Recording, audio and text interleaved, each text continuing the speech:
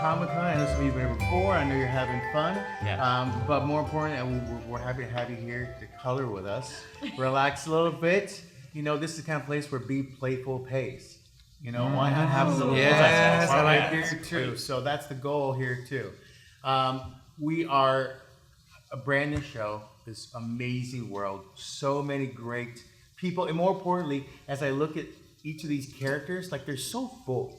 Like, can I ask the actors first? You know, when you got to your character, like, how full did it feel when you started that character? Like, the amount that person, I mean, guy alone, like, we start to get so many things that are him. Right. Yeah. So tell me about like jumping into him. Well, because I actually signed on to the job quite early on, but I think before everybody else, so I had a lot of time with the scripts and talking with John Lee and Lafferty about Guy and his character, and I found him really fun to play, really, really interesting to play. He's a very kind of complex person at times, very kind of lonely, very smart, and kind of lives a little bit on the fringes.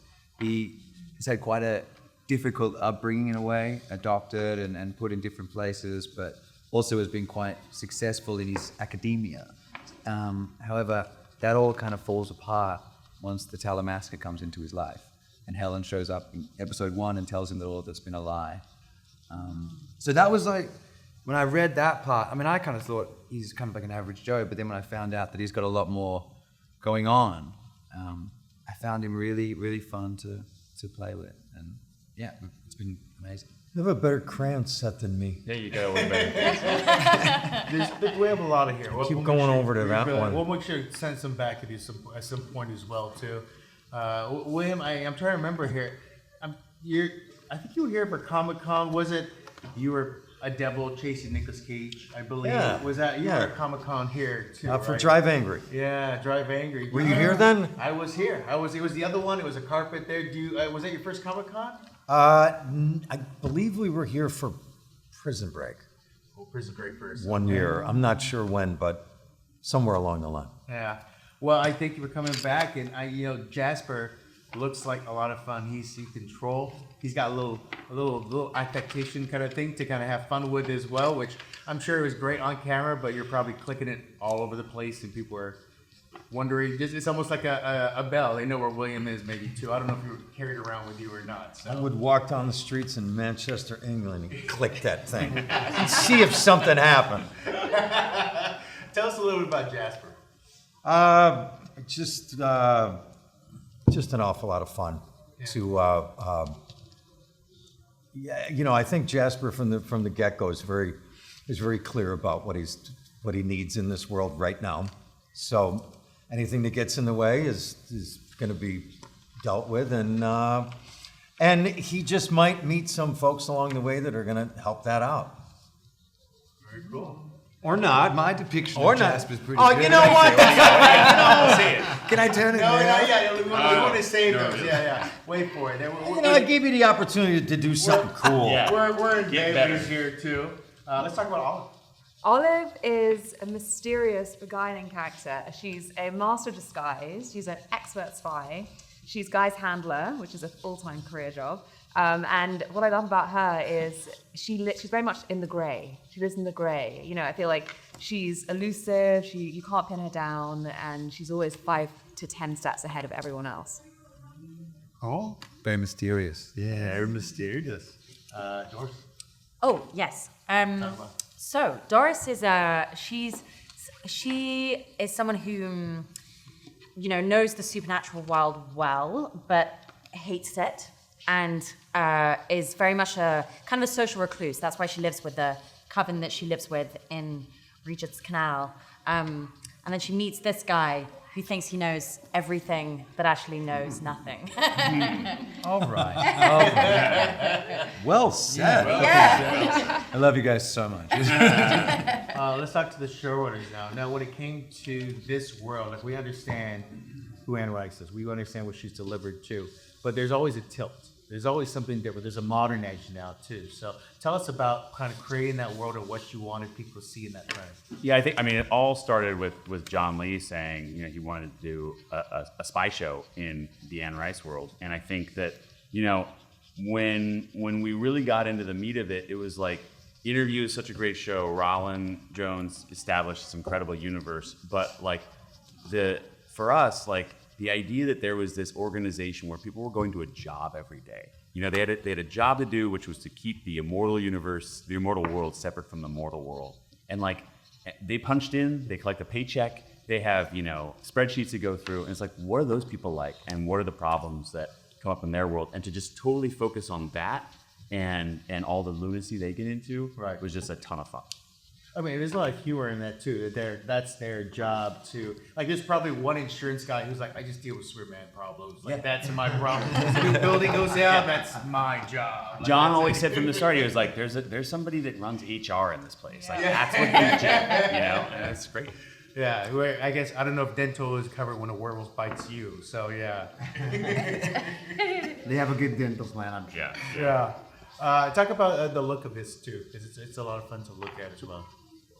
Well, I guess you take the look of it from what you're feeling about the characters and also the world, and so I think taking it from a skeptic's point of view, Guy Anatole is a skeptic who doesn't believe in any of this, and so that perhaps could be to some people that are watching the show and leading them through it along this journey and opening doors to a bunch of crazy stuff. And so, like Mark said, it started out as like I just wanted to do a spy show. We wrote some vampires and witchy and supernatural stuff. That's cool too.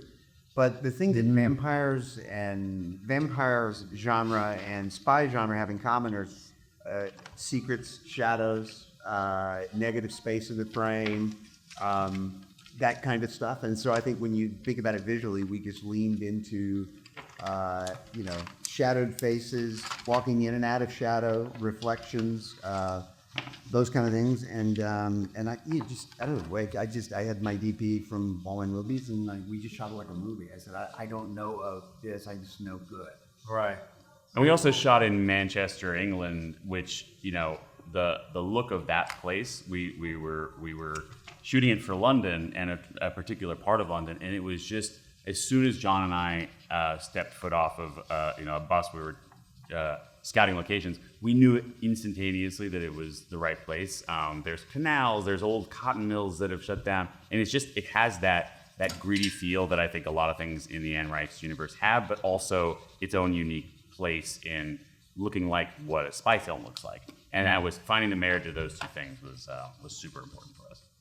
We're also shooting at certain hours of the day because it is a vampire show, so we do sort of often start 5 p.m., sometimes go to 5 a.m. So it's lots of dark, everything's very low light, and that really kind of gives this oppressive feel to it and claustrophobic feel, haunted by the night.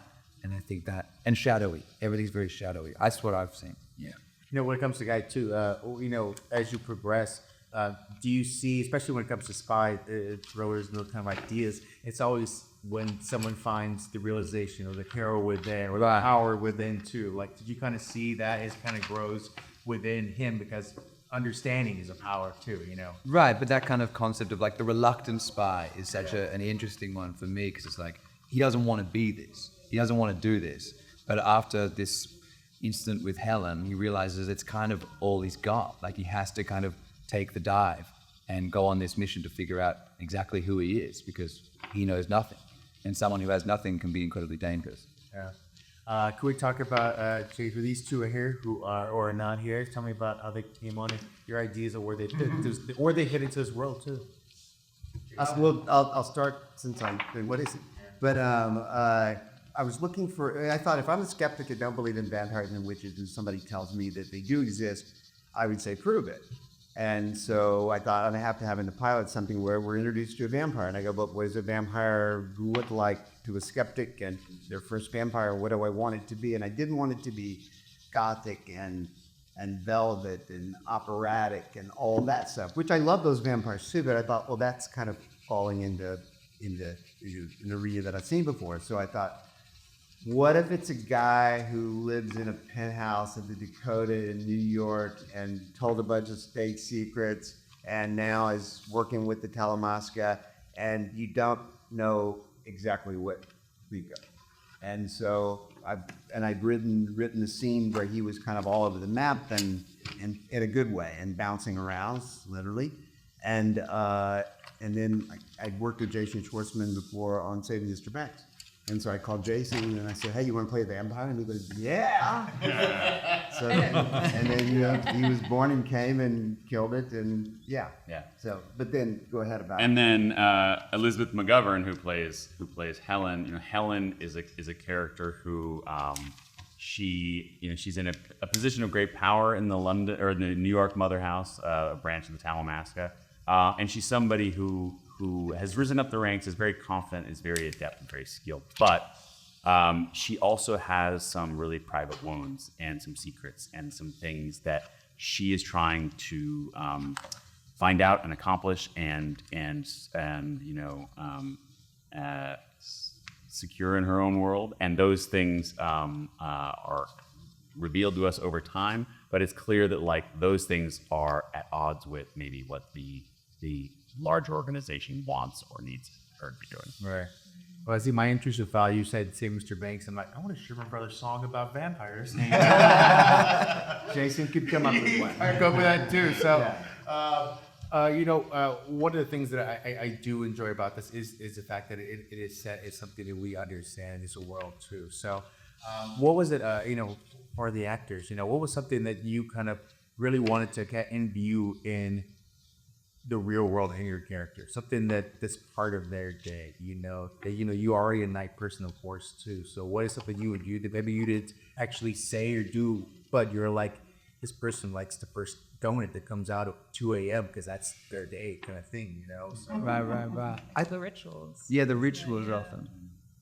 Did you find that? Yeah, I mean, I would always be like, how does she wake? What does she do when she wakes up, right? Like, she wakes up, she has a strong black coffee. That's it. And the chilies, I'm like, what does her apartment look like? And, we had some great chats about this. Like, what does she go home to? How blank is it? How neutral is it? What does she imbue onto it every day?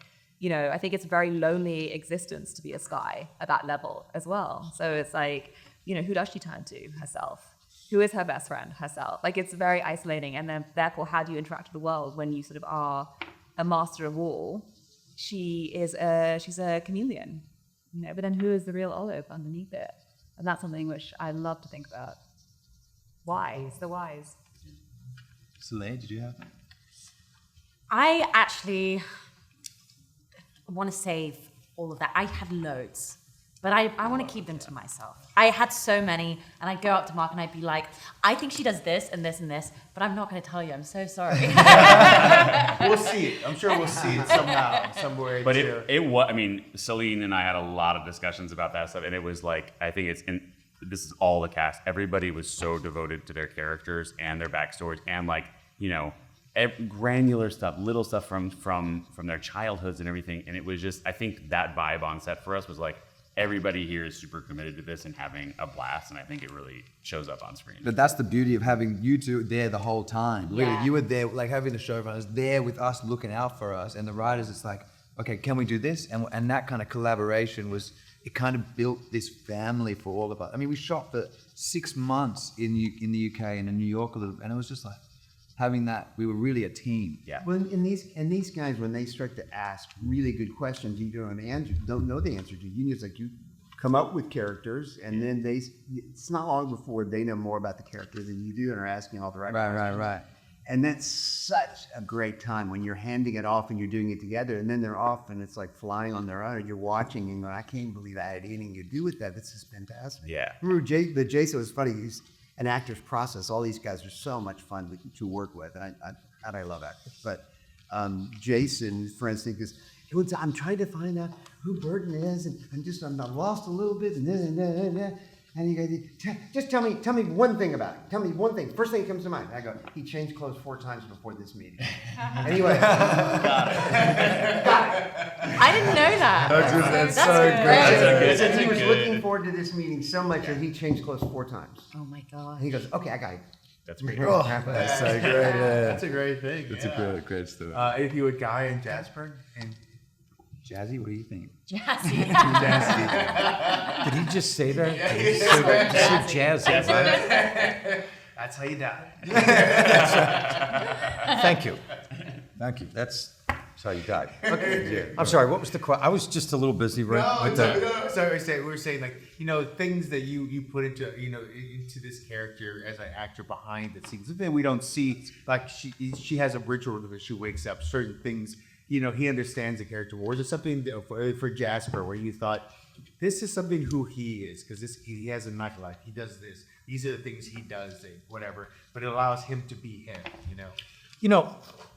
I have to go right back to what John Lee was saying about, who Jasper was from the beginning to him, that it wasn't going to be, maybe typical is not the right word, but it wasn't going to be that. He was a different rhythm. Yeah. And what he said to me over a cup of coffee in Eagle Rock with Mark was so crystal clear.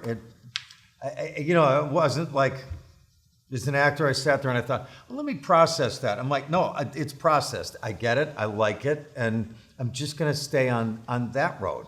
And I had this sort of freedom to be on that road. I mean, one of the first times you actually get to see him, he has a T-shirt and jeans and he's barefoot. And I'm like, it sounds like my kind of And that was my kind of guy. That was a point of contention. It was. Because it was like you go, okay, and I go, okay, Burton's a very unique vampire, okay, and I go, and who's our next one? Next one is kind of a middle class vampire, if you will. Yeah. Not, what I mean? He's a regular, More blue collar, I more remember you blue mentioned. collar, and Yeah. and I spent time in Texas and wore boots and jeans and things like that. He's not this and upper music and all that. He's more like the Fabulous Thunderbirds in Austin and that and Stevie Ray Vaughan. He's more Stevie Ray Vaughan. More Stevie Ray Vaughan. And then the thing is, so how does he dress? They go, this is his big entrance. He's coming through the room. What is he going to look like? What's the wardrobe? And I said, I think jeans, barefoot, and a white T-shirt. And everybody went, "Oh God, I don't really mean that." It was like, yep. But it's funny. I mean, if you remember, the character changed because Yeah. we were casting, and as soon as Bill's name came up, Yeah. that's where that concept came Yeah. from. It was like, oh, wait a second. We kind of imagined at first that Jasper was kind of he was British at one point. Yeah. He was kind of more proper, and it was like, oh no, we have an opportunity to go the other way and just make this guy cool as shit. When you put Stevie Ray out there, I have to ask, usually, your vampire films, it's very, Bach and, the good chair toes and things like that. If you were all to put a song to what you think Talamasca is, what would it be? What would it feel like? That's really good question, man. That is a good question. Because it's so much more modern than that, right? So. Well, I've got one. Oh yeah, give us. But because of the Talamasca, we watch when we're always there. It's every step you take. Oh, that's good. I like that. That's Yeah, that's a good one for sure. That's a lot of fun.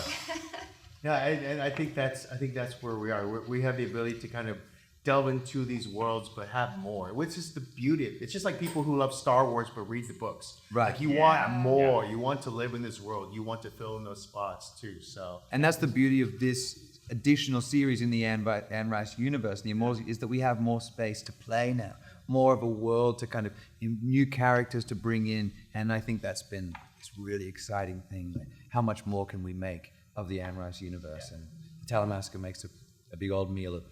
Very good. It's a lot. It's a lot. It's a lot. Very good. All right, well, we're going to wrap up now, but I want to thank you for coming with us. We'll start. Are you ready over there? Do you want to start with who are you? Go ahead. Go ahead. So explain a little bit your color. I just feel like Helen's got a lot going on, so I felt, I just colored outside the lines a little bit. She's just, she's bigger than life. That's beautiful. I did Nicholas, but I made you a vampire. You've got blood here. I love my hair. Thank you. Thank you very much. Lots of different colors. Edward, we should do that next time. What does the word say? We watch and we're always there. Oh, yes. Very cool. There we go. Are you ready? You want to give me a second? No, there was just not enough crayons to do her justice. There's not enough So colors in the world. no, it's just so I went. Actually made me look really good. That was the point. Shading on your jaw.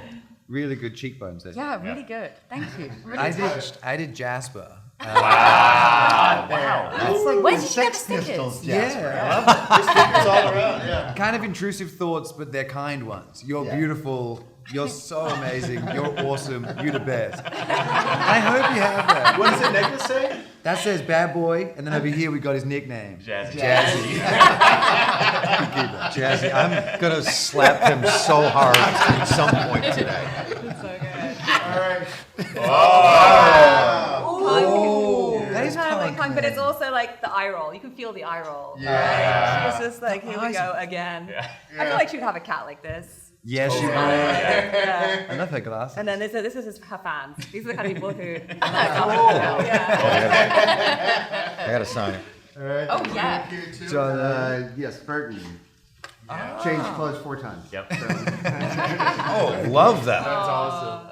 Well, I want to thank you first and foremost for making this because it's so much fun. There's something great about creating and expanding the universe and giving people more to enjoy and kind of have fun with too. Especially here at Comic-Con, they're looking for for something fun and something to grab onto and hold on to, and so make their world a little bit bigger too. So in the same way, Van Rice. But I want to thank you for coloring with us. Hope you had fun. Hope it was a little relaxing. Great. Yeah. Comic-Con is great. Enjoy the fans and enjoy your day. Please, thank you. Thanks. Thanks for the.